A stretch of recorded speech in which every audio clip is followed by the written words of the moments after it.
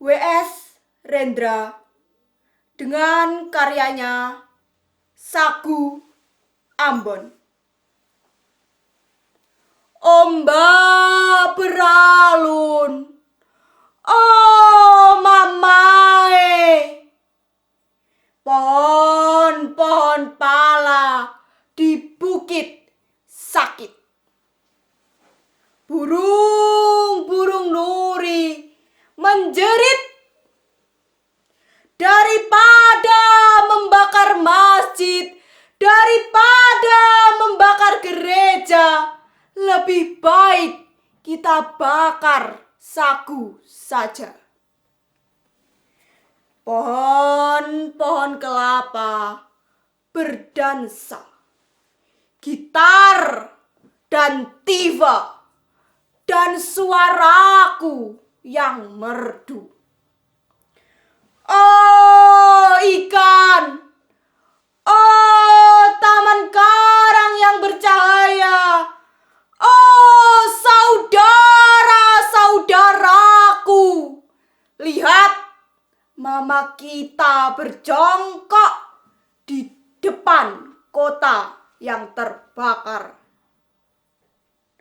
Tanpa ku sadari, laguku jadi sedih, mamai. Air mata kita menjadi tinta sejarah yang kejam.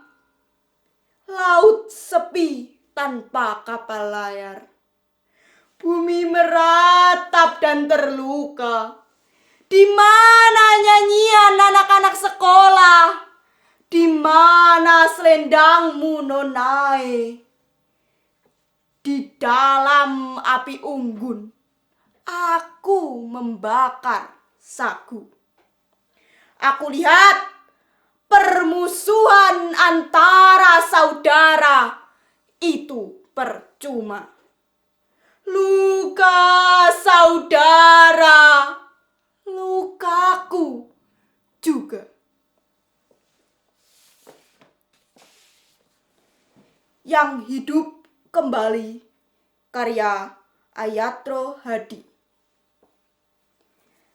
Tak semua ombak menemu pantai. Kehidupan tak berulang, tetapi selalu datang.